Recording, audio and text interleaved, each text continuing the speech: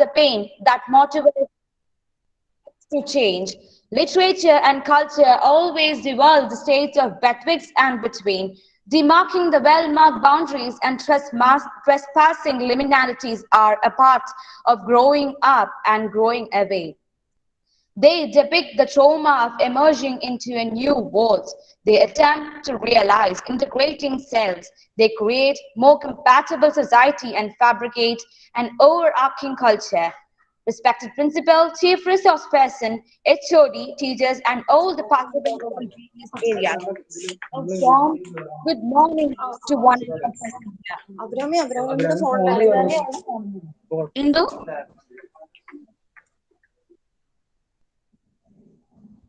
Miss എന്തെങ്കിലും പ്രശ്നമുണ്ടോ?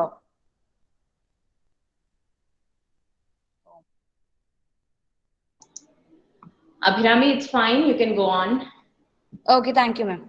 So, PG Department of English of MESKM College is conducting a one-day international students webinar on writing across boundaries. I invite you all to the one-day international webinar once again. Now, I invite Swapna Miss, Assistant Professor at Department of English, to render the welcome speech. Ma'am, please.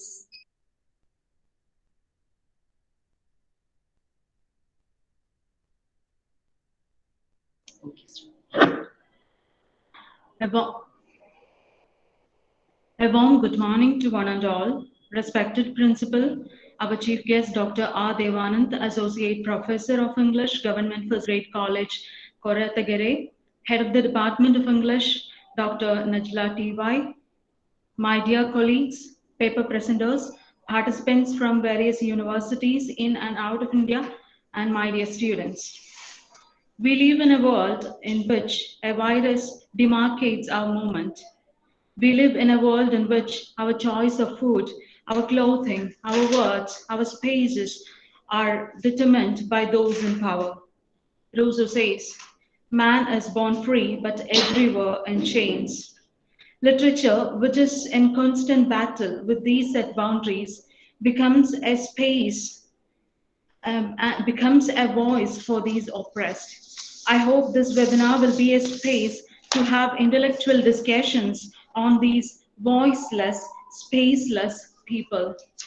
On behalf of MESKVM College, Valancheri, PG Department of English, I welcome you all to the one-day international webinar on writing across boundaries. It's my honor to welcome our principal, Dr. C. Rajesh, who supports in all our endeavors. Welcome, sir. We are delighted to have Dr. R. Devanand, Associate Professor of English, Government First Grade College, Koratagere. I thank him for accepting our invitation. I'm certain that his lecture on the Nobel Prize winner of Literature 2021, Abdul Razak Ghana, will make oriented with the possibilities of research in the background of refugee and migrant studies. Welcome you, sir. It's my pleasure to welcome our HOD and IQAC coordinator, Dr. Najla T.Y., who is always a source of energy for us. Welcome you, ma'am. Next, I would like to welcome Mr. Shajit PP, HOD of Malayalam Department. Welcome, sir. It's my pleasure to welcome all the participants and paper presenters from India and abroad. We have 27 paper presenters from different parts of the world. Welcome you all. A warm welcome to each and every faculty member from our departments and from other departments. I welcome our students from both PG and UG. It's our pleasure to host you all once again. I welcome you all. Thank you. Thank you, ma'am. Next, I invite Najla Miss, IQAC Coordinator and HOD of English, to render the presidential address. Ma'am, please. Thank you, Abhirami. Respected Principal, Dr. C. Rajesh. Our Chief Guest for the day, Dr. Devanand R.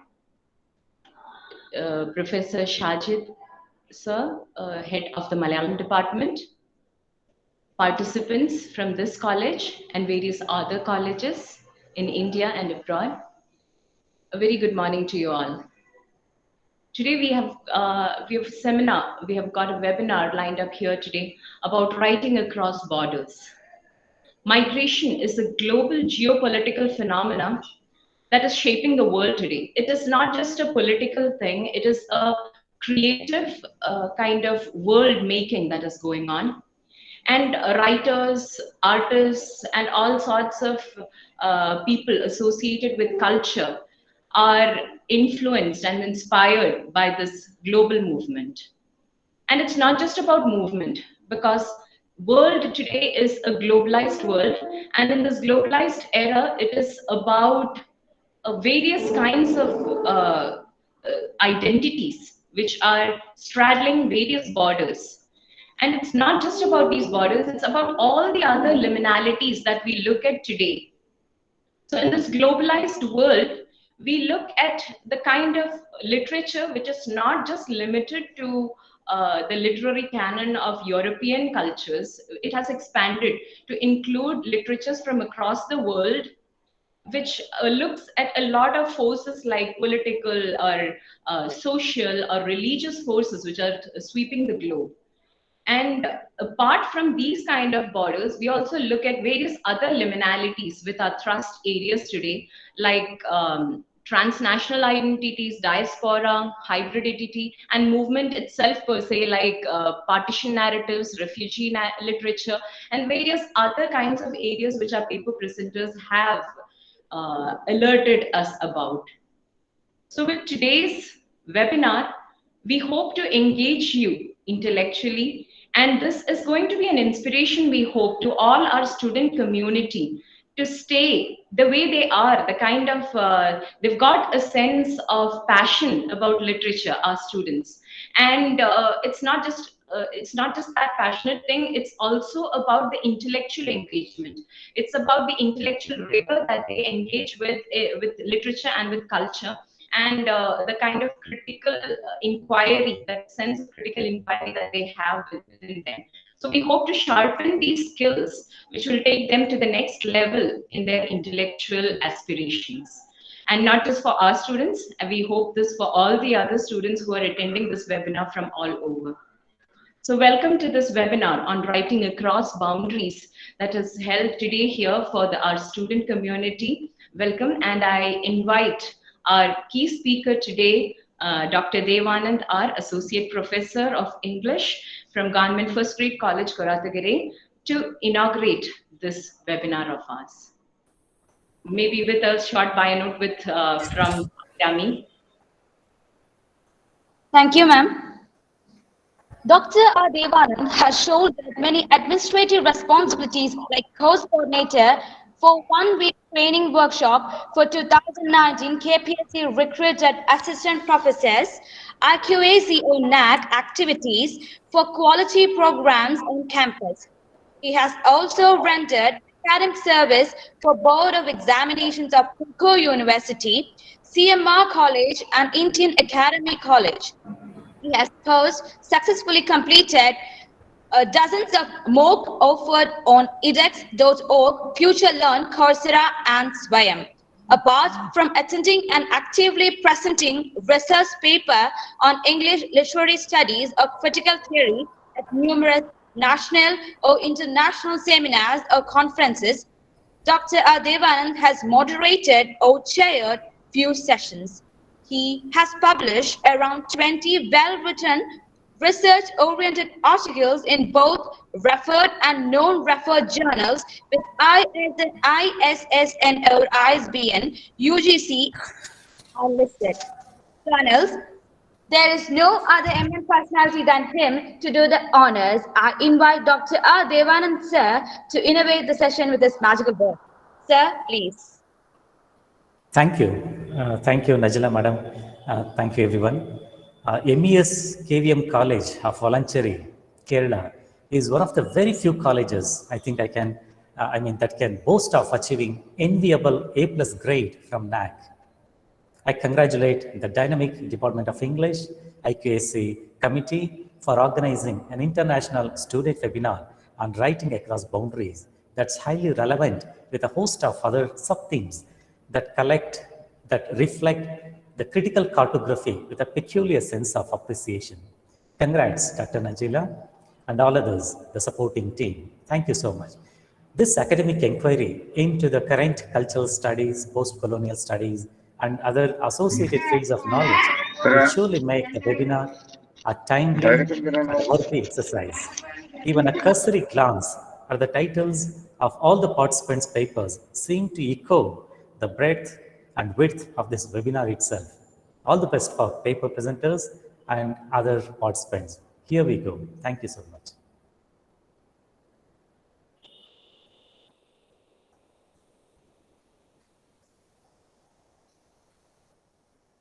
So I invite Sajid sir to felicitate the gathering. Sir, please.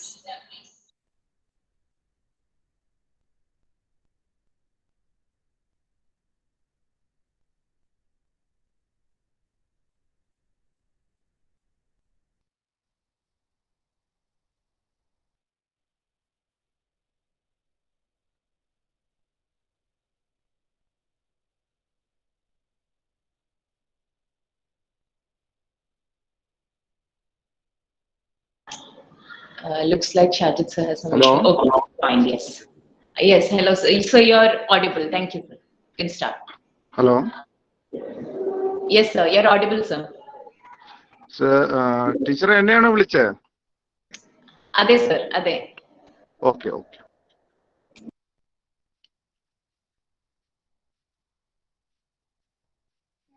I'm audible, sir?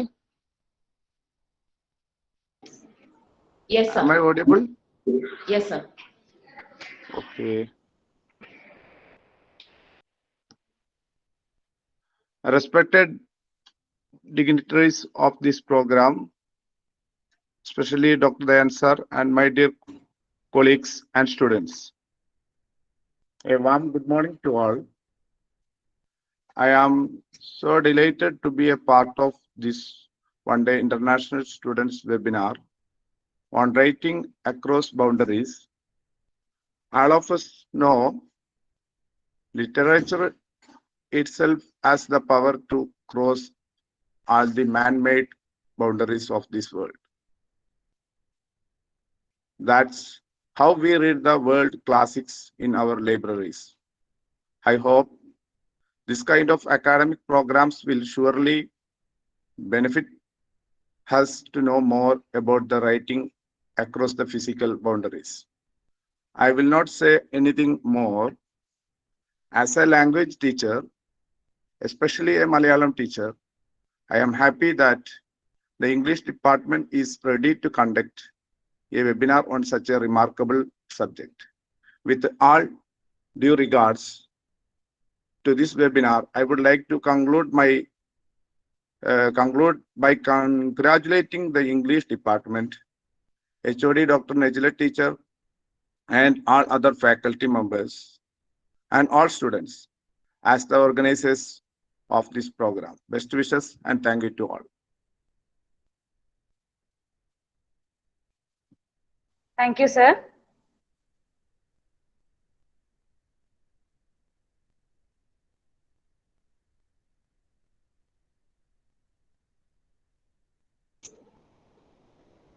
Looks like our principal has not been able to join today. So we'll continue with the program. And for the vote of thanks, Abhirami, please. Here, I'm assigned with the duty of rendering the vote of thanks.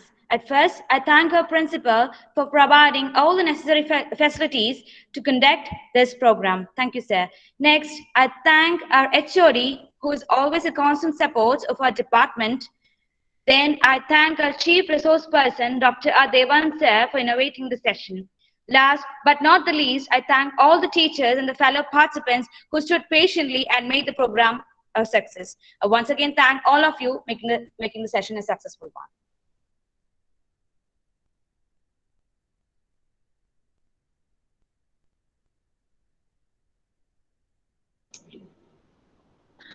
That was our short inaugural session. And today we are moving on now for our first technical session and our plenary session today by Dr. Devanand sir. He'll be speaking on the topic Abdul Razak Gurna as a diasporic writer. Today our topic is writing across boundaries. And no better person to talk about today than Abdul Razak Gurna, because he's the Nobel laureate. And it is such a wise decision on that Dr. Devanand's part to choose this particular topic for this webinar today. And we had also thought about a contemporary kind of twist to our contemporary approach to our literary webinar today, so that students get familiarized with not just the kind of writers who have been in our syllabus for quite long, but these sort of writers who are writing right now in various countries right now. So with our webinar, we've got papers that are coming in who are living and writing right now. So Abdul Razak Gurna is the best choice, I think, to start with today, because he has been felicitated with the Nobel laureate Nobel Prize for Literature this year. So thank you, sir, for this wonderful topic, and thank you for accepting our invitation to speak at our international webinar. And I invite Ms. Reggie, Dr. Reggie, to chair this session today.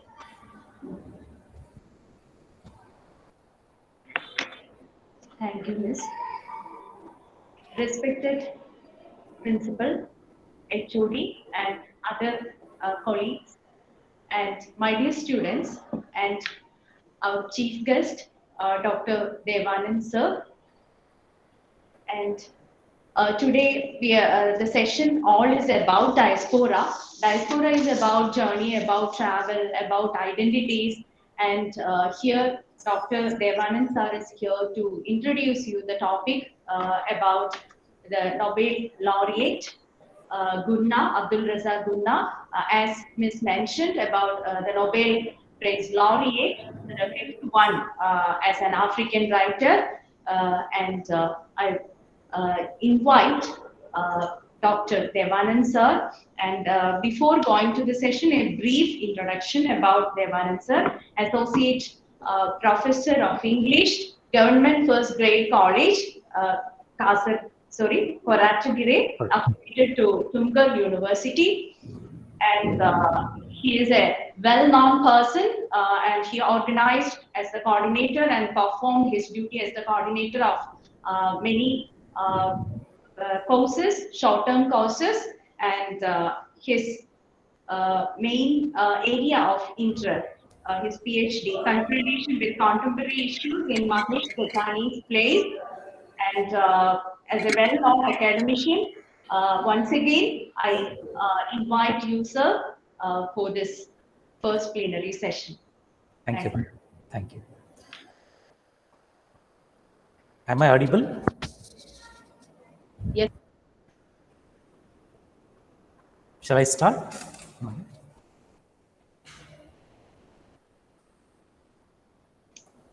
Yes, sir, you can go ahead. Yes, thank you. Thank you so much. Good morning, everybody. Maybe to avoid any metaphorical stone pelting at the end of this presentation, let me confess first. This is not an exhaustive, perfect, indisputable study of the latest Nobel laureate, but a modest attempt to know and appreciate the works of Abdul Razak Gurna by tangentially and simultaneously addressing few basic yet problematic concepts of critical theory, post-colonial studies, and other associated areas of knowledge. To be honest, I've been taken to read Abdul Razak Gurna of late. You're welcome to disagree with me and take a contradictory stance so that we can together deepen the scope of this webinar and broaden the canvas of literature in general. Title of the webinar, very catchy, Writing Across Boundaries. Writing as a gerund is a creative energy. As a metaphor, it signifies literary production. Let me quote Theodor Adorno. For a man who no longer has a homeland, writing becomes a place to live. I repeat, for a man who no longer has a homeland, writing becomes a place to live. Before moving on to Abdul Razak Gurna, let's try to clarify some of the basic words like border, boundary, membrane, right? So are these terms like border and boundary one and the same? Border is the outer edge of a territory, while boundary is the dividing line, a location between two areas. It implies the physical limit of sovereignty of a state. It's a manifestation of integration. It is oriented inwards. It's a political legal phenomenon which is not created but fixed by the political decision makers. It signifies differences in goals, ideology, structure, interests for those of the neighboring states. For instance, Chinese farmers who moved onto steppe grasslands, steppe or steppe grasslands, like what savanna is to Africa and prairie grasslands to North America. So steppe grasslands, right? So those Chinese farmers who moved to these grasslands, they became pastoralists and they normally joined a nomad group. They took up that group's culture. As they moved back and again took up farming, they again became Chinese. In such cases, not only is the border or a frontier becomes a membrane, but it becomes a catalyst for identity change. It's a physical and moral concept which is implied looking outwards. It's not an abstract concept, but a fact of life, a manifestation of the tendency for the spontaneous growth of inhabited area. When identity becomes a political obligation, then the process itself becomes quite tricky. A conventional, if caricatured view of these disciplines is that history is ideographic, concerned with painting detailed pictures. Sociology, anthropology, geography are nomothetic. They seek law-like regular patterns.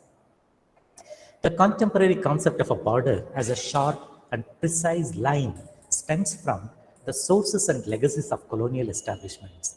They have permanently damaged the harmony of physical spaces.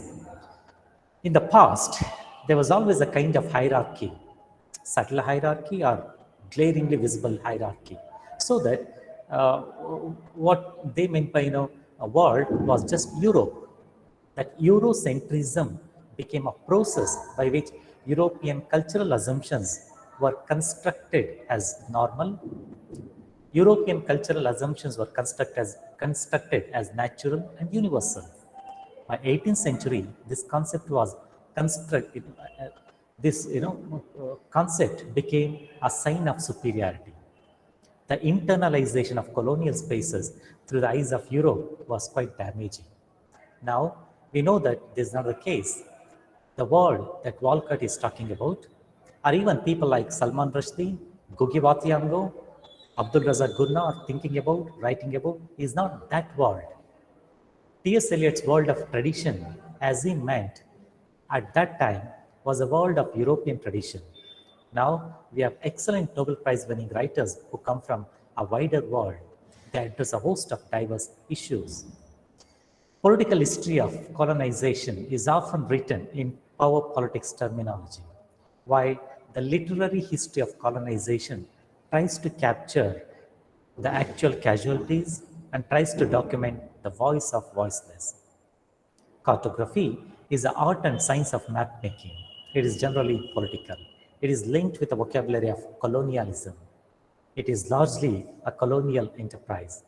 Colonial lines of division, lines of control like Durand Line, Radcliffe Line, McMahon Line, they become the bone of contention for the post-colonial nations. Most of the borders of African nations are drawn unnaturally by the colonizers. Result? What is the result of drawing lines unnaturally? Border disputes till date. But there is an exception. For instance, the border between Spain and Portugal, there is a minimal friction. What might be the reason? You're right, the desert between Spain and Portugal has kept them, kept that particular area of border less attractive. Ideally speaking, I should have begun my talk showing you the Hobo-Dyer projection of world map. You remember, right? Maybe in your school going days, you would have seen that Hobo-Dyer projection of world map where it is topsy-turvy, where south is shown at the top, right? As opposed to Mercator projection. Are there any takers for such a representation of our world map? Is there any map in the world that's perfect and precise? A couple of questions to think about. Is there any map in the world that's perfect and precise? Do you think at least one of us, one of our excellent cartographers of maybe our town, he might come out with an excellent map of that town, not even leaving out a blade of grass or the last brick. Do you think such maps become really useful? All right. So here I mention a couple of curious cases. Number one, world similar map. So that was the birth certificate of America, right? The birth certificate of America, as you know, is Waltz Mueller map that was bought for a price of $10 million by the Library of Congress in 2001. Why is such whooping price? It's quite interesting, right? Therefore, map making or writing map is not an innocent act. The second one is a case of unintentional misrepresentation in the map. Stephen H. Long of US Army, he prepared a map in 1823 based on years of travels across 26,000 miles between Mississippi and Rockies. That map showed for the first time Pike's Peak. During dry season, the huge place lacked any navigable routes. Maybe for the sake of convenience, Stephen H. Long did put that seemingly inhospitable area on the map as the Great American Desert. Now, let's see, is there anything called the Great American Desert? What a master stroke. That effectively slowed down the imagination of West for at least few generations. That halted the idea of geographical exploration of new lands of America for few decades at least. However, the meaning of desert before 19th century could have also meant any uninhabited, treeless land that was unfit for farming. Map making process becomes, it divides, it overrides, it demeans the native cultures. Colonial masters imposed their rather misunderstanding of geography over the local geography and culture. The map of world is an ideological or mythological reification of space that opens up the territories for domination and appropriation. I guess before maps, world was limitless. Maps were territories, they were graspable, that prompted the imperialists to conquer the lands. Geography became biology.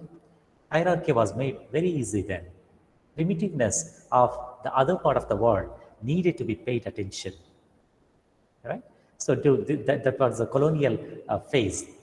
The very term post-colonial studies itself is quite imperfect and misleading. The word post in PCS doesn't necessarily signify the end of colonization. Post-colonial studies is an imperfect term, as colonialism or imperialism is not intended in the true sense of the term. Internal colonialism does exist. Various avatars of imperialism are not over it. Simplifying post-colonial studies as just a series of binary oppositions or simplistic fabrication is not productive, it's not fruitful. So we need productive middle to capture the more nuances of these colonial or post-colonial studies. For instance, scholars like Ania Lumba, Leela Gandhi, and Robert Young and their works are must study before we venture into take an insightful knowledge about this entire enterprise. So diaspora writers, do diaspora writers misrepresent the culture? Maybe yes, but not intentionally. Cultural stereotypes are reinforced in our colonial educational background. We like precise answers and singular interpretations. Diaspora in Greek means population scattered to settle in new territories. Jewish diaspora, now it means forceful removal of people or voluntarily vacating certain places, creating dual identities. Politics of race, exclusion, politics of migrancy, they play a pivotal role. In the current scenario, Indian diaspora is the largest one, followed by African diaspora. If one is a first generation diasporic writer, then there are more chances of depicting the experiences of his or her immigration. Subsequent authors, maybe the second generation diasporic writers or the third, they may try to reconnect with their parental roots. Just the degree of experience varies. Anxieties of representation of an entire culture by a diaspora writer becomes real. So this is where we need to pause and rethink about Gurnau as a diasporic writer. Philip Roth, Philip Roth, an American writer, he can write novels which are set in Newark, and we don't question where is Atlantic, South, North in his novels. James Joyce writes the entire novel set in Dublin. That becomes a classic. We don't doubt his authenticity or regional affinity. Emily Bronte's Yorkshire is never questioned. Madrid shapes the writing of Hemingway in a stunning way, and his love affair with that beautiful city is rather celebrated. But when diasporic writers are writing, the problems of representation, authenticity, voice, literariness, they become problematic. Their rootedness is questioned. Their voice is doubted. Why? In reality, no one can claim that he is representing the country that role is assigned to him or her.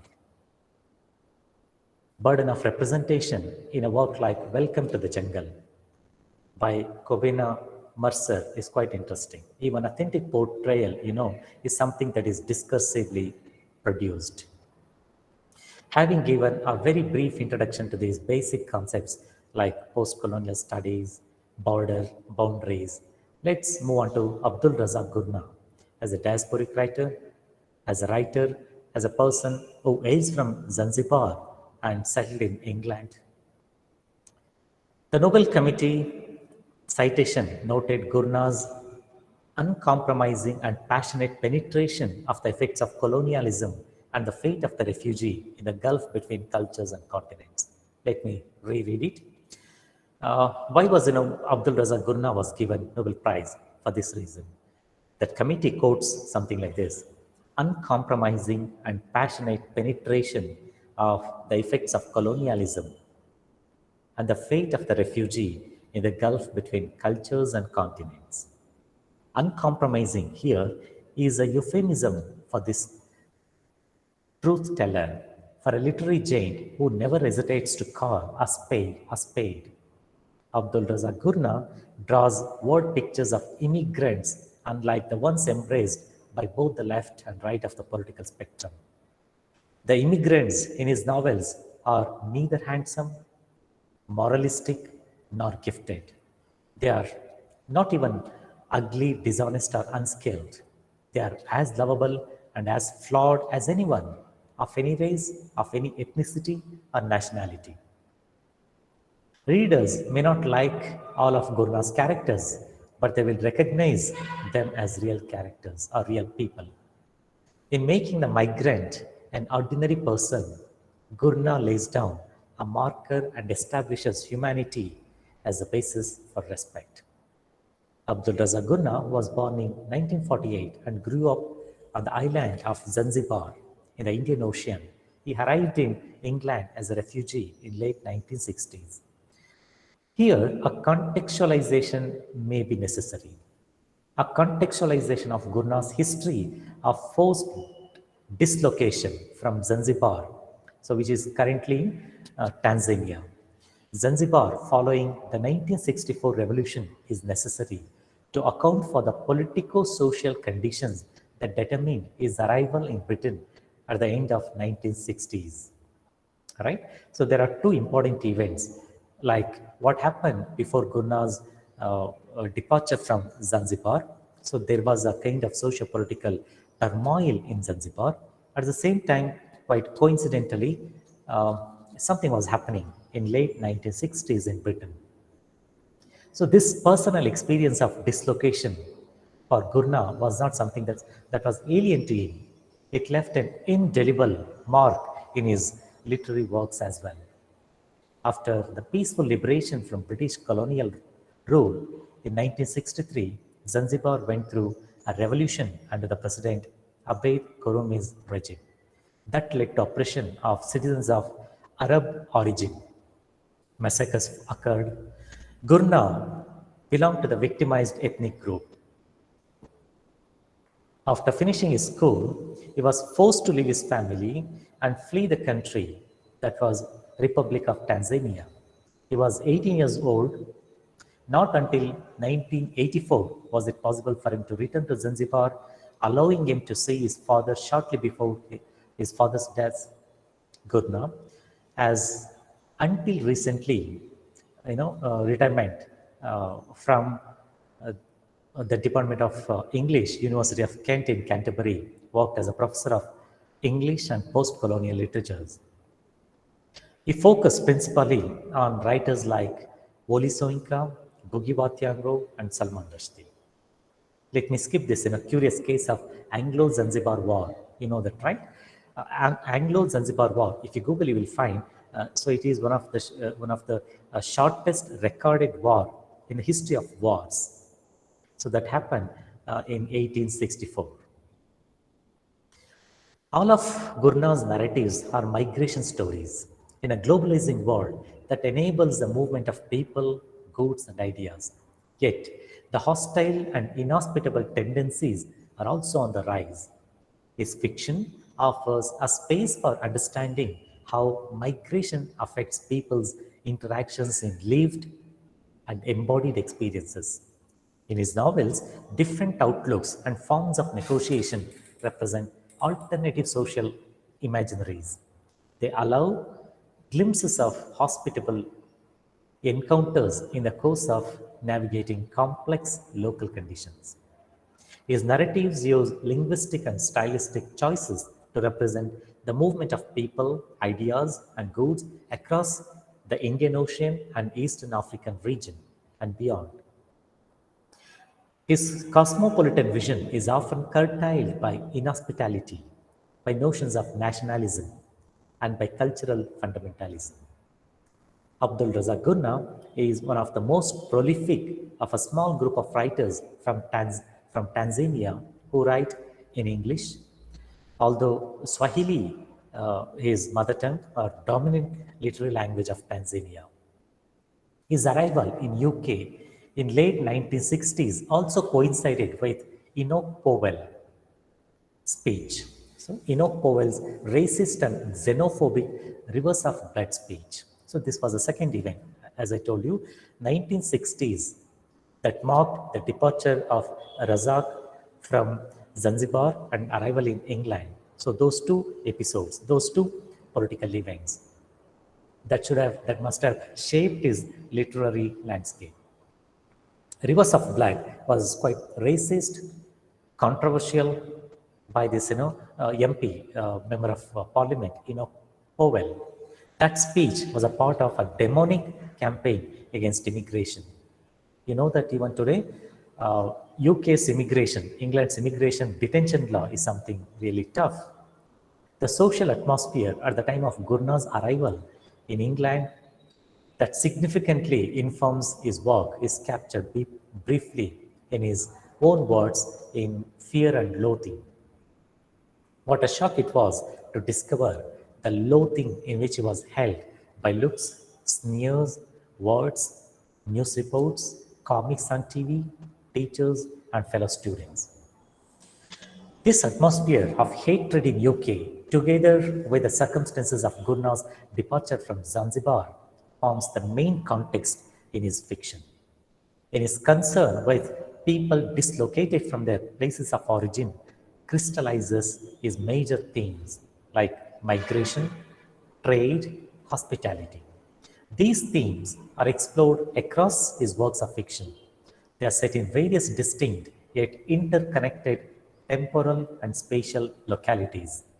The pre-colonial Indian Ocean world, the Swahili coast, as in novels like Paradise and Desertion, the time of German colonization, the British colonization, in novels like By the Sea, Admiring Silence, post-independence nationalist Zanzibar, in novels like Memory of Departure, Admiring Silence, And there are settings that traverse both Africa and Europe. Thus, Razak's fictional universe, as Nasta observes, involves moving words and worlds across cultures and transporting the imagination beyond the maps of narrowly defined borders. Memory of Departure, this was published in 1984. Memory of Departure was his debut novel. It evokes coastal East Africa. It is the coming of age story of a 15 years old Hassan Omar. He lives with his poor family in a seaport village, often struck by hopelessness and surrounded by violence and despair. Around him, his father, sister, brother prove to be flawed characters.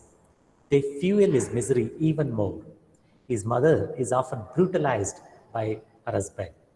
Hassan moves to Nairobi, though with its own cruelty, offers something akin to hope. Gunna's writing is from his time in exile, pertains to his relationship with the place he had left. That means the memory is of vital importance for the genesis of his work. I repeat, memory is of vital importance for the genesis of his work. This novel is about a failed uprising and keeps us on the African continent. The gifted young protagonist, Hassan, attempts to disengage from the social affliction of the coast. He hopes to be taken under the wing of a prosperous uncle in Nairobi.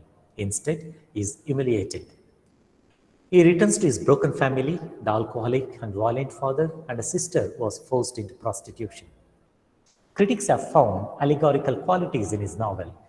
It could be a reference to the African continent, losing colonial influences to shape his own identity. Gurna's texts become discursive tools for understanding the complexity of migrancy and cultural exchanges along the Swahili coast in Zanzibar, in the Indian Ocean, and in UK.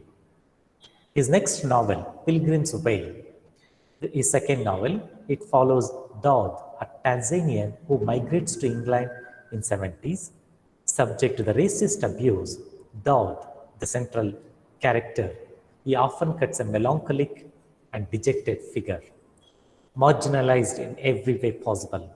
Soon, he named after the biblical David begins to write imaginary letters to real and fictional characters, hoping to position himself better in the migrant narrative. Here, the author explores multifaceted reality of life in exile. The protagonist, Daud, is confronted with the racist climate of his new homeland, England. After having tried to hide his past, love for a woman entices Daud to tell his story. He can then recount what happened in his tragic upbringing, then the traumatic memories of the political turmoil in Tanzania that forced him to flight. The novel ends with his visit to Canterbury Cathedral, where he mediates on the parallels between Christian pilgrims who visited the place in the past times and his own journey to England, had previously resisted everything the former colonial power that exalted over and beauty was attainable. This novel shapes into a secular version of a classic pilgrimage. The novel uses both historical and literary antecedents as interlocutors on the issues of identity, memory, and kinship. The cultural and historical economic significance of Zanzibar may be better understood if one investigates the main actors in the Indian Ocean trade over time. There have been many Assyrians, Sumerians, Egyptians, Phoenicians, Indians, Chinese, Persians, Arabs, Dutch, and English all have been there at one time or another. Yet, none of these people, as Gurna's By the Sea demonstrates, came away empty handed. They brought with them their gods, their God, and their way of looking at the world, their worldviews, their stories, songs, prayers, and a glimpse of their own learning. They brought their hungers and greeds as well, their fantasies, lies, hatredness, leaving some of those vices on the Thailand.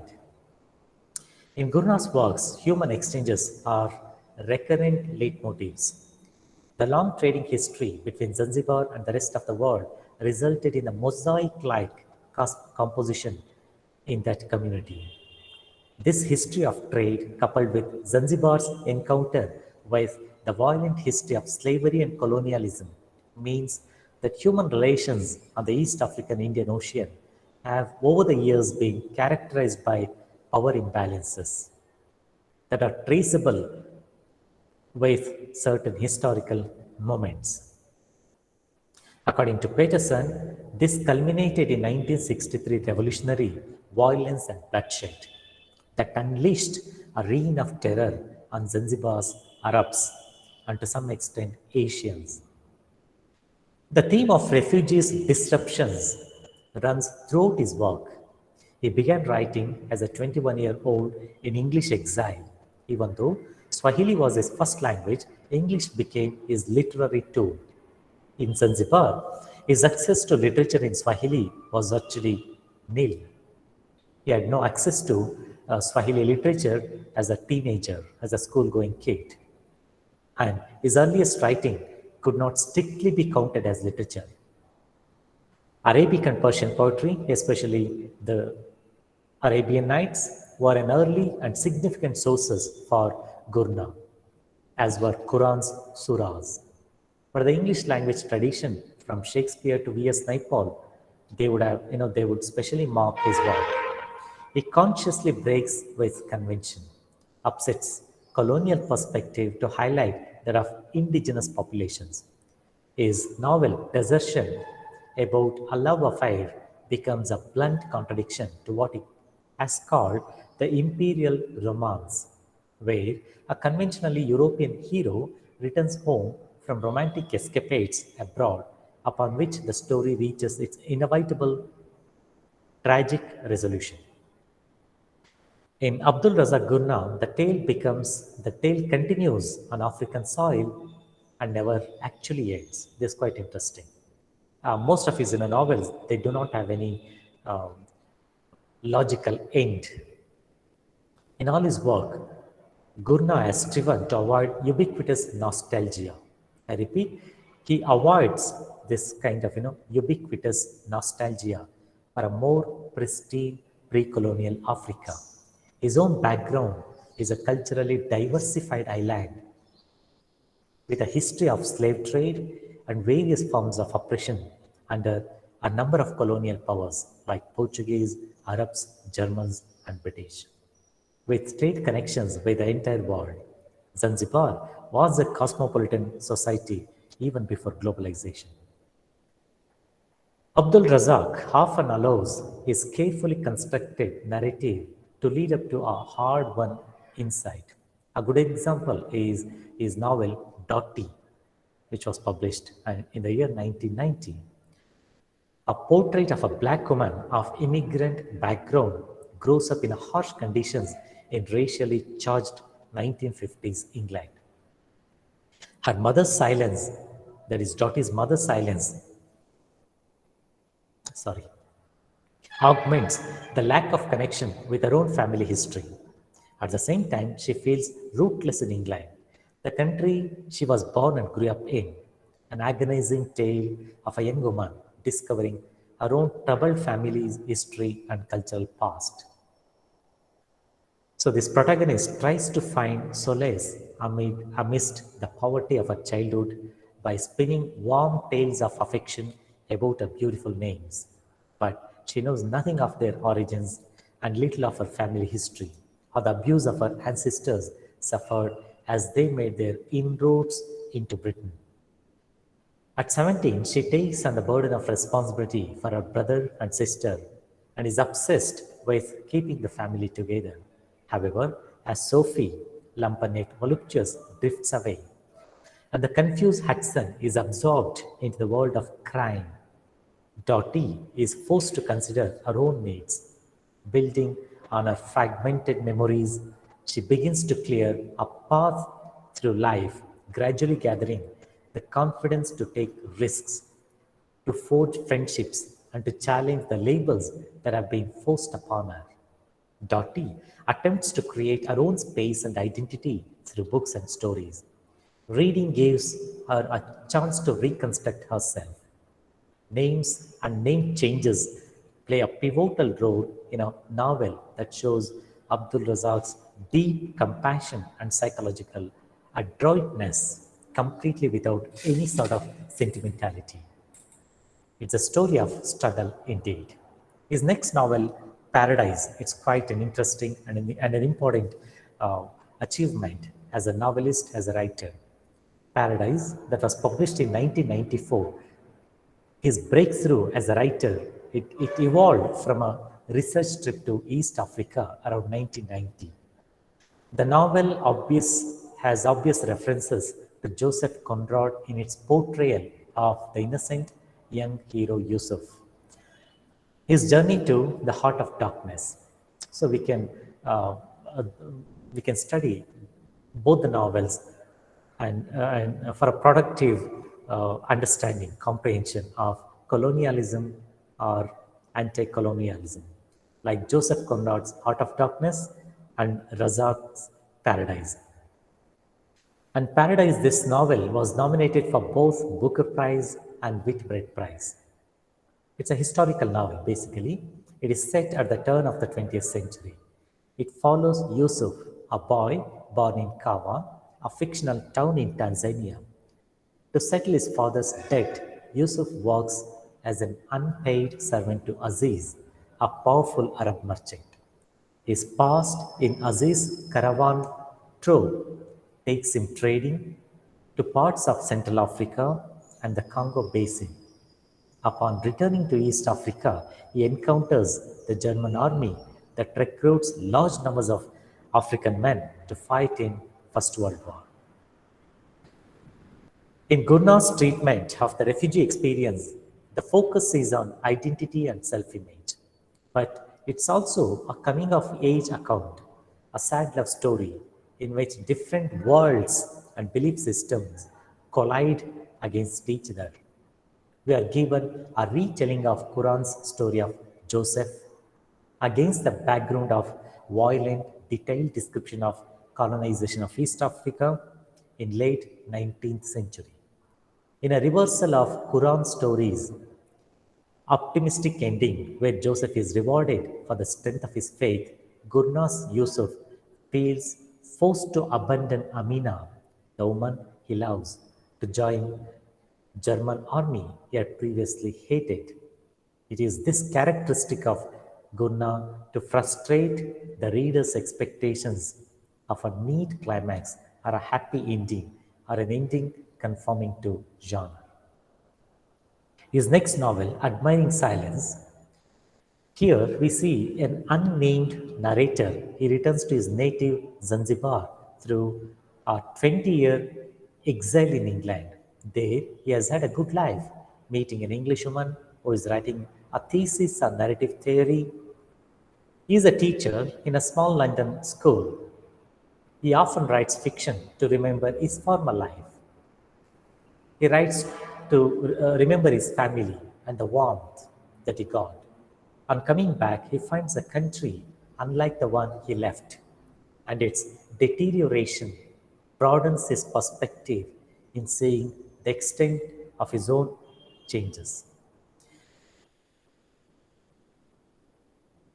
Here, silence is presented as the refugee's strategy to shield his identity from racism and prejudice. It is a means, silence becomes a means of avoiding a collision between past and present. It creates disappointment and disastrous self-deception. In this novel, Admiring Silence, the narrator chooses to hide his past from his English family. He invents a life story better suited to their commonly constructed world. But it is associated silence since he is hiding his life in exile that becomes unaware that he was a new family in England. Admiring Silence and The Last Gift, both of these novels, they deal with silence as a theme that is foregrounded through stylistic features. In both novels, characters themselves find in situations that call for silence as a strategy to fight off patronizing characters, as a strategy to foreclose debates that demand remembering issues they would find problematic if disclosed. Multiple focalization and narratorial unreliability help the reader to understand the meaning of silence in these texts. In Last Gift, Abbas, the protagonist, would like to tell the story of his life, but a diabetic crisis has left him temporarily speechless. During the period of silence, the reader is confronted with the complexity of the migrant conditions. His next novel, By the Sea, another drama of disappointment and self-deception ensues. This Booker Prize long-listed novel is structured into two parts. The first is narrated by Saleh, an old Muslim from Zanzibar seeking asylum in Britain, while the second part is narrated by Latif, a younger man who has been assigned to help Saleh to adjust in his new home country. Coincidentally, Saleh's visa had been forged in the name of an enemy who happens to be Latif's father. The stories are neatly woven to condense each man's past, the striking similarities, and the different ways they have taken memory into their new reality. In their impassioned quarrels, Saleh suppressed past in Zanzibar that ends up with him. But when Saleh tries to remember, Latif does everything to forget. So this is a very interesting narrative technique. It creates a peculiar tension in the novel where the choice of two characters or two narrators dissolves the fiction's plotted path and direction. It also weakens the narrator's authority and self-deception. Saleh Omar and Latif Mahmood, they meet in UK after a life of enmity in Zanzibar. They participate in the narration of a story that seems disintegrated and dispersed. By bringing their different versions of the same events together through co-narration, their stories are harmonized and the characters' previous enmity is transformed into friendship. Maybe here Abdul Razak is trying to tease our notion of grand narrative. The characters subvert the anxieties of restrictive imperial and cultural norms to carve out a space in which coexistence becomes possible. Gurna's wandering characters find themselves in a hiatus, in a space between cultures and continents, between a life that was and a life that's emerging. It is an insecure state that can never be resolved. We find a new version of this hiatus in his seventh novel, Desertion, where a tragic passion is employed to illuminate the vast cultural differences in colonized East Africa. The long first part is masterfully forged.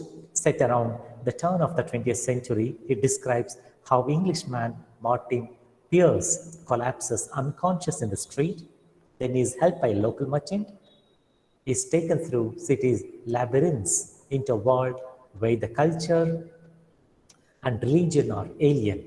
But Pierce speaks Arabic, one of the preconditions for closer contact with the family, for him to fall in love with their daughter, Rihanna.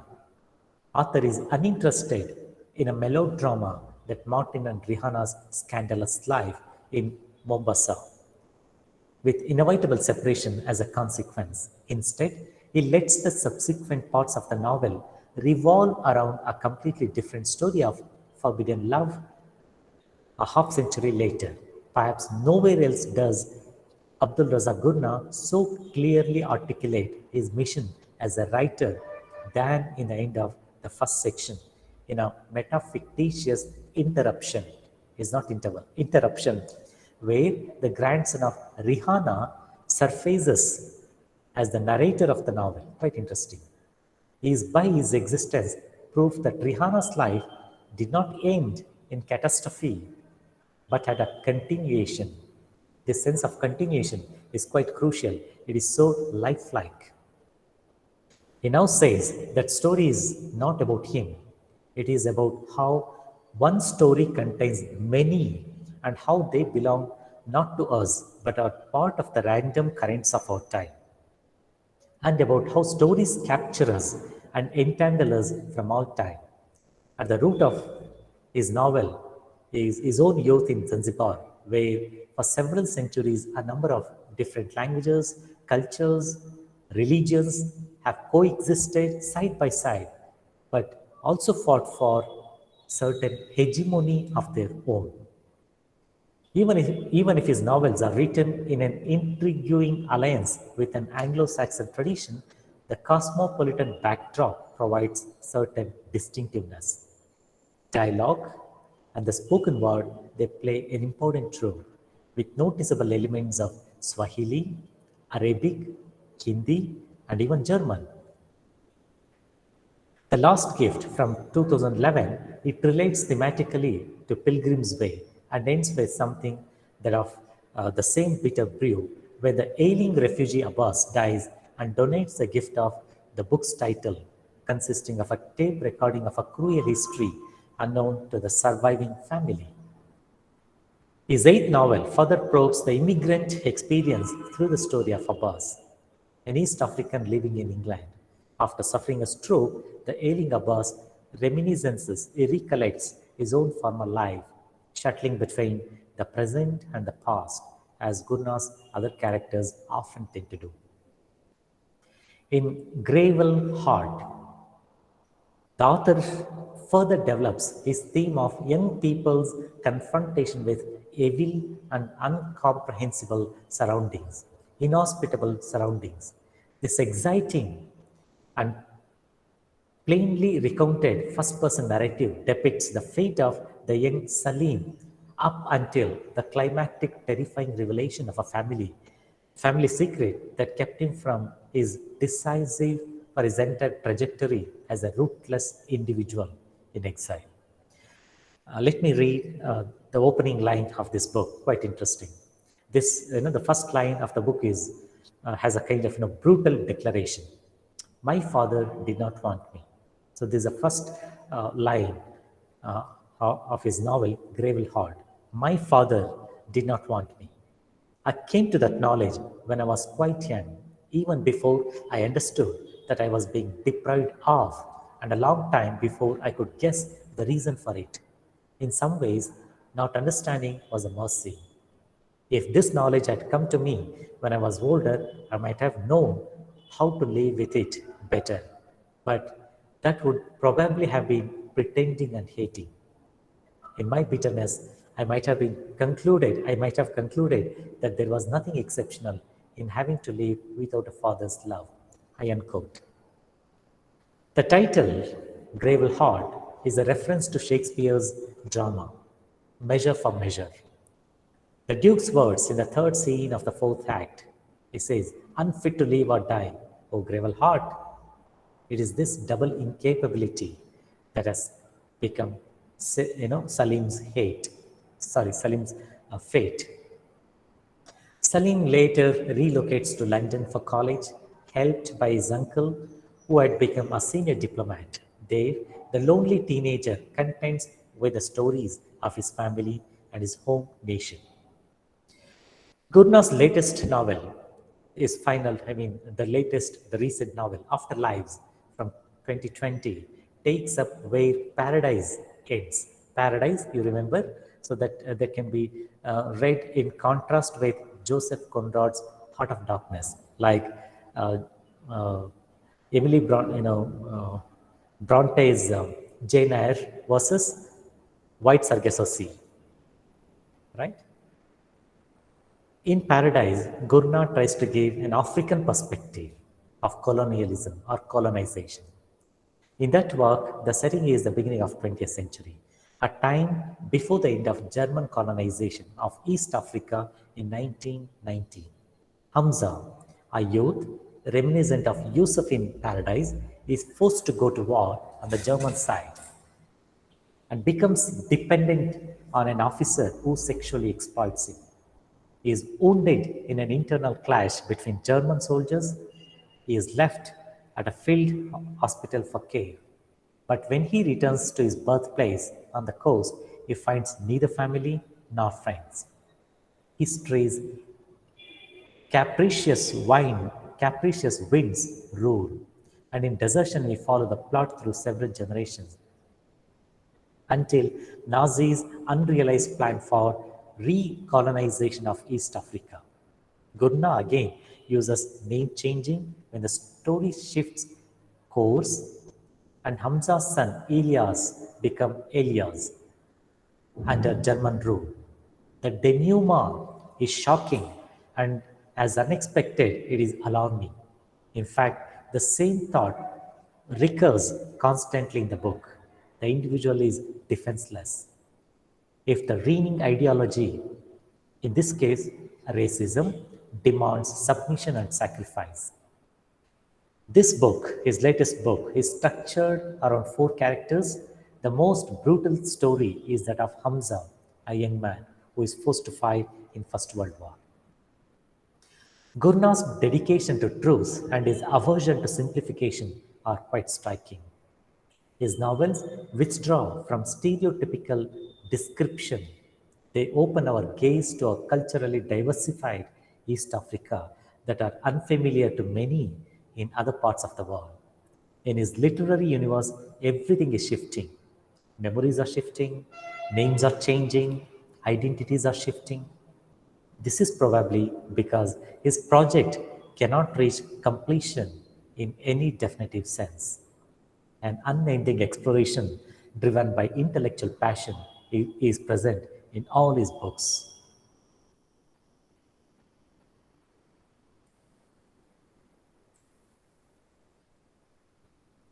So this is it.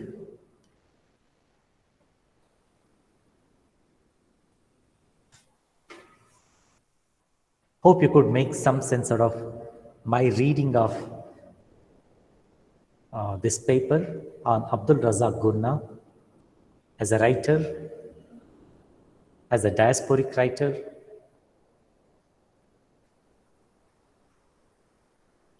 Thank you, sir. Thank you, Reji madam. It's a very wonderful presentation regarding the writer as a diasporic, Abdul Razak Gurna as a diasporic writer. And it's a piece for all of the listeners, and they can travel through the different narrative phases of Gurna's work. And it's time for the listeners, the audience, to ask their queries and doubts regarding Gurna as a diasporic writer to our chief guest, Dr. Devanand sir. Yes. So you can type your questions in the chat box, or otherwise unmute yourself and ask the questions. Yes, madam.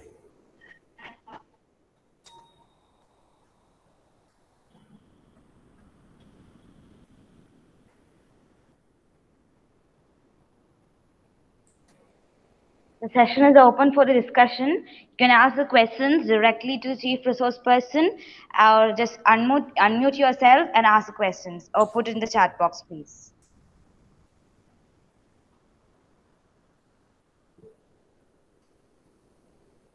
So, sir, here's the first question for you. Yes, madam. Sir, it's a question from Kishore Casey. Okay.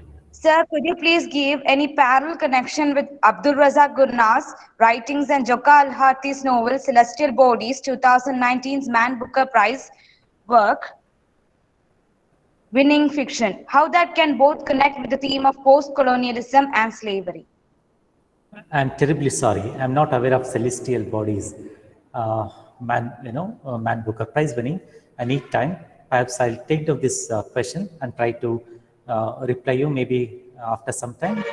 I'm sorry. I'm not aware of this work. Okay, sir, no problem.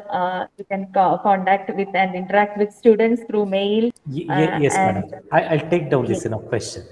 I'll take down this question. Oh. I think only one parallel that I could make is well known Paradise, right? Just like how we study Jane Eyre Bronte's Jane Eyre versus White Sargasso Yeah. Sea. So one is a dominant European voice versus a counter narrative, a counter voice. A similar thing happens in the case of Razak's Paradise versus Joseph Conrad's White Man's Burden.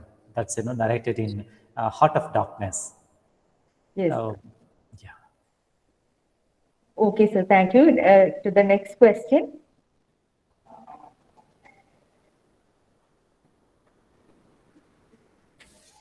So not necessarily any question. I mean, you can share your ideas. Yeah, you can any, also give your comments. yes, Your areas of comments also. where we can understand, contribute for our understanding of colonization, post-colonial phase.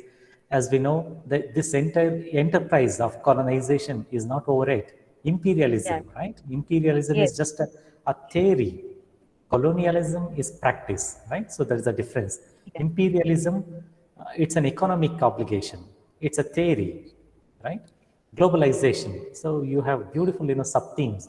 I think that's coming up in the forthcoming presentation by our other paper presenters. Right? Imperialism is just a theory, but colonization or colonialism is a practice. It's an unending, seemingly ceaseless enterprise or a process.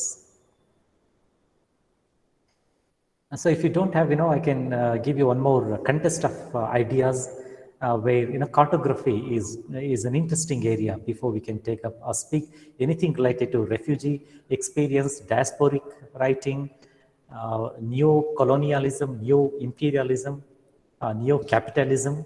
So cartography is a very problematic, interesting, curious case, right? We have, three waves of map making.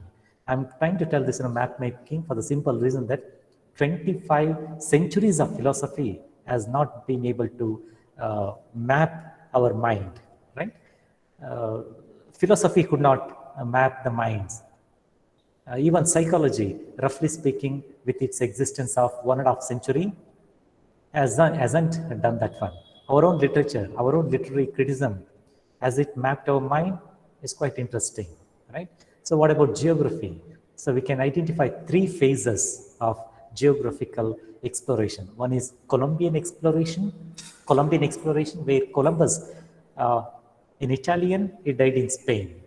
He voyages across the Atlantic Ocean. So he was the first one to, search for new lands, islands, and continents. That was the first phase, Columbian exploration. The second was Magellanic exploration. Magellan, a Portuguese, he died in Philippines. He led Spanish expedition to East Indies, right? He took this kind of colonial or explorative spirit to a new height, where that exploration was for the sake of profit and exploitation of colonies. And the final phase is cartographic exploration, and this cartographic exploration is for dominance. So this is where we need to study our literary works from this perspective. Yes, sir, definitely. The mapping of literature and especially cartography is a new area that wants much attention because, today's multidisciplinary areas of research, it really gives new area of interest for all the researchers, especially the PG students. Any other comments or queries? Question, sir. My question is very minute. It's actually a doubt for me whether all the Anglo-Indian writers as well as Indo-Anglo writers are diasporic. Am I audible? Yeah. I'm just trying to think about the terminology that you have used, right? They are quite, they're not as simple as that we can use. Indo-Anglian, Anglo-Indian, right? Something to do with genetics, something to do with genetic identity, where the identity itself becomes a problematic thing. So this is where our entire concern lies, right? I quoted some of the so-called the great writers, right? T.S. Eliot, when he speaks about tradition, we think about European tradition. We never think about the tradition of Swahili, Konkani, Tulu, whatever, right? So they seem to be the grand narratives, the master narratives. But in the case of Anglo-Indians or Indo-Anglians, I think a safer terminology that we use, you know that, right? IWE, Indian writing in English. Indian writing in English. That's a safer, term rather than making it a more racial connotations. The two terms that you used, right? Anglo-Indian and Indo-Anglian. So in the beginning, when Srinivas was, Srinivasan was writing his work, Indian writing in English, it discusses elaborately about these racial connotations. So that's my comment about the terms that you used. Are they diasporic? Not necessary. Not necessary. So diaspora can be a stance. Sometimes it is an inevitable offshoot of their geographical dislocation or their deliberate, relocation or revisiting their own roots. So it's much more complex than, I can't give any simplistic answer to this one. Okay, sir. Thank you, sir. Anyways, so there's another question from Thank you, S. Abhirama. Sadishan. Thank you, sir. So there's another question from S. Sadishan. He's asking that whether research scope on postmodern novels of Salman Rushdie for socio-ethnicity. Oh, excellent, excellent. You have wonderful scope. In fact, now this is what we should be as students of English literature, as students of post-colonial studies, or English literature should be doing. Yes, we need to take up the works of Salman Rushdie, Gugi Wa Thiong'o, or the so-called third world, writers, and try to see socio-ethnicity. I don't know what is this. Ethnicity itself is a troublesome, term. Ethnicity in sociological perspective connotates a certain ethnic group, right? Socio-ethnicity, I don't see. Yes, you can plainly take a certain ethnic group. Yes, Satishan, I guess there is a tremendous, scope. There is a tremendous scope in the novels of Salman Rushdie. You can definitely take it up and try to, consult other basic terms of, sociology, anthropology, geography, for terms like ethnicity, right? Socio-ethnicity, I'm not aware of. Socio-ethnicity. Ethnicity is just ethnicity. Am I clear, Satishan? So just a suggestion. I think you do consult the dictionary of literary terms. You have books like Beginning Theory. You consult various dictionaries for literary terms, literary devices. That's good. That's excellent. Because today we are living in a highly interdisciplinary and multidisciplinary academic era. Simultaneously, can you please consult some dictionaries of sociology, anthropology, criminology, psychology, maybe to familiarize and try to gain a different dimension and understanding of words like ethnicity, etc. You know this, work of Raymond Williams. Raymond Williams speaks about how the words have certain force, how the meanings of the words are given, they are produced, they lose their meanings, and it's not an innocent act, it's highly political, right? And Raymond Williams was not the first one to recognize this troublesome area. Maybe he was the first one to theorize. You know that, right? Yes. Thank you, sir. Thank you, sir. Thanks. Hi, sir. I'm Jyotika. I would like to Participants, you can I think Jyotika is there. Yes, madam. Yes, Jyotika, please go ahead. Sir, I would like to ask you a question that have you ever come across the reference about the Indian diaspora in the East African literature in your research? I'm sorry, I have not done my research in African studies. My research area is IDE, Indian Drama in English. I'll be very happy if you can ask me questions on Indian Drama in English if you're interested to know my research area. Thank you, So sir. that's number one. Regarding this, webinar, writing across boundaries, yes, we need to do a lot of homework to answer a question like, what you have asked, right? So we need to find out all established writers, new writers, the so-called minor writers, right? Even would-be writers, right? Who are shortlisted in certain, well-known prizes, right? And the best and the easiest thing that I usually do is read some Amazon reviews, right? Not necessarily reviews given by scholarly articles in scholarly articles. At times, general readers and their perceptions can be quite interesting. I don't have any ready-made, list of Indian writers who have experienced this, East African diaspora. Maybe I can do that work and send it to you, Jyotika.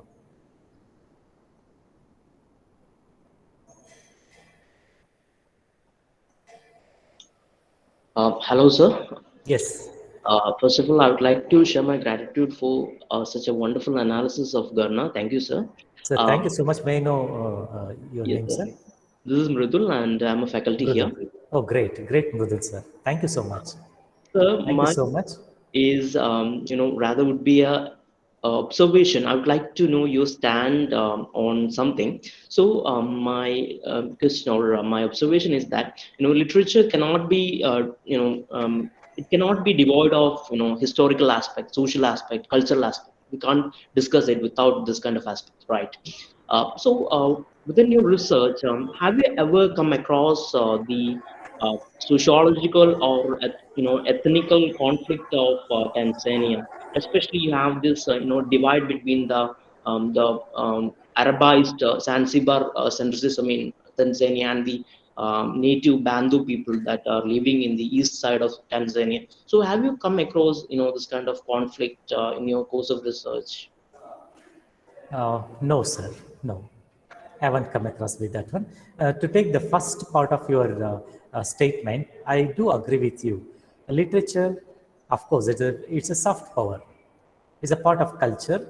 Anything to do with the cultural production is a soft power.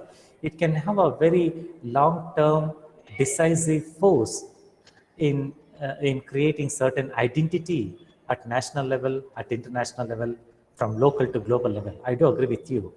Literature being highly interdisciplinary and multidisciplinary in its interest and its endeavor. I do agree with you.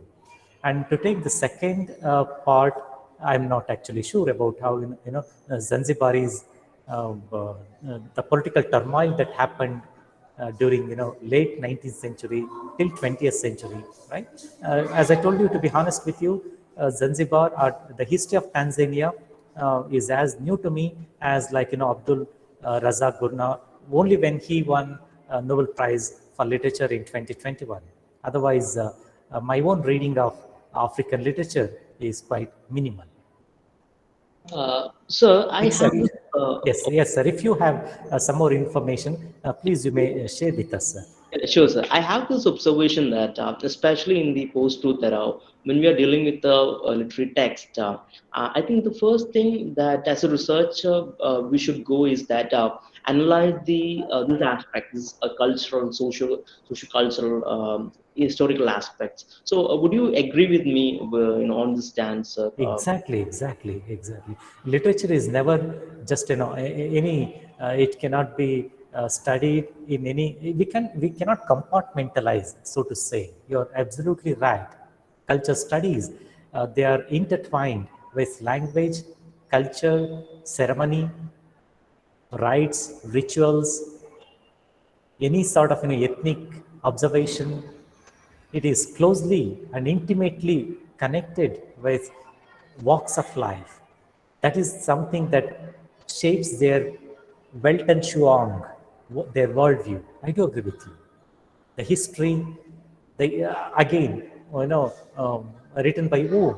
Who is telling that history? So all these things matter a lot. I do agree with you, sir. Thank you, sir. That was an insightful observation. Thank you. ತುಂಬ ಧನ್ಯವಾದಗಳು. Thank you, sir. Thank you, Brudul. Thank you, Brudul Mridul. knows Kannada. Brudul knows Kannada.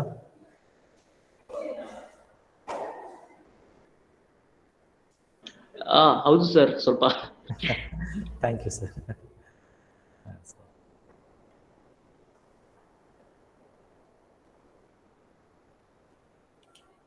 Participants, if any other comments?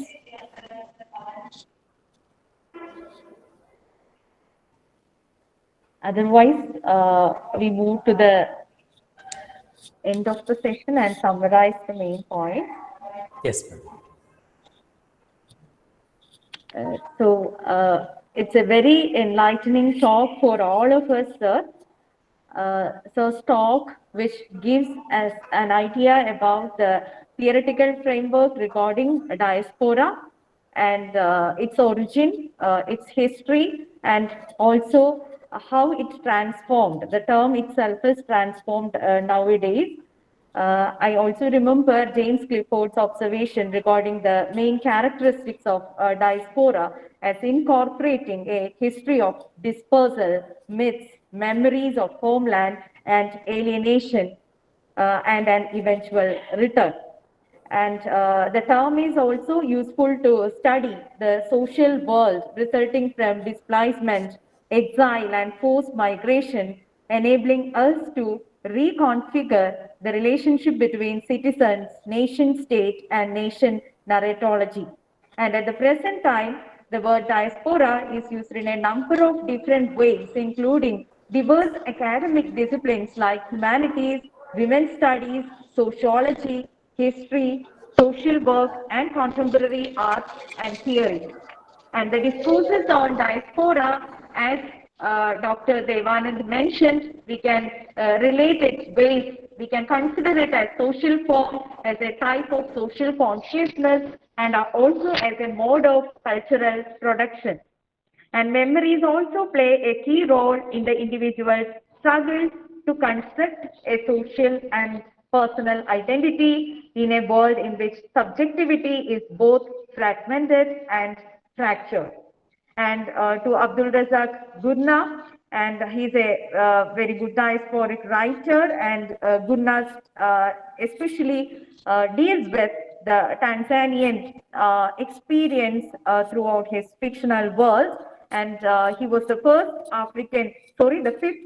fifth African writer who received Nobel Prize for Literature in 2021 after Nigerian writer Wole Soyinka, Egyptian Naguib Mahfouz, and South African writers like Nadine Gordimer and John M. Coetzee.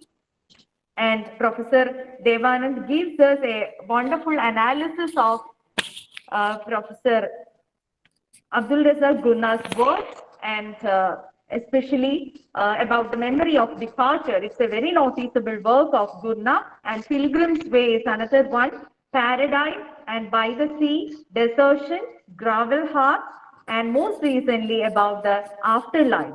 And Gurna's writing explores the immigrant experience and how exile and loss shape identities and culture. And most of his books feature African Arab protagonists trying to come to terms with dislocation and estrangement. He also explores the refugees' struggle to both remember and to forget. And it is an interesting quote from the protagonist, Salah. And I remember about also Toni Morrison's quote also, memories are not stable. All water has a perfect memory and is forever trying to get back to where it was. And really a very good experience for all of us because we received as such a good opportunity to understand this new area of Gurna's fiction. And he also mentioned about the discursive tools of understanding the migrant experience and also the silence as a strategy, how it is used in his fiction, and also the linguistic elements like Swahili, Arabic, Hindi, and German, and how he used it as a fusion in his narrative world. Thank you very much, sir, for such a wonderful session and also interacting with our students and give wonderful comments. And thank you very much for giving me the opportunity to chair this session also. Dear participants, once again, thank you all. Thank you, Regi Madam. Thank you so much. Thank you, sir, for giving such an innovative and a mesmerizing session to us and make us know about what is actually diaspora through the view of African literature and as well as the points about Abdul Razak Gunna. And it was indeed very pleasure for us. It was indeed innovative session. Thank you, sir, very much.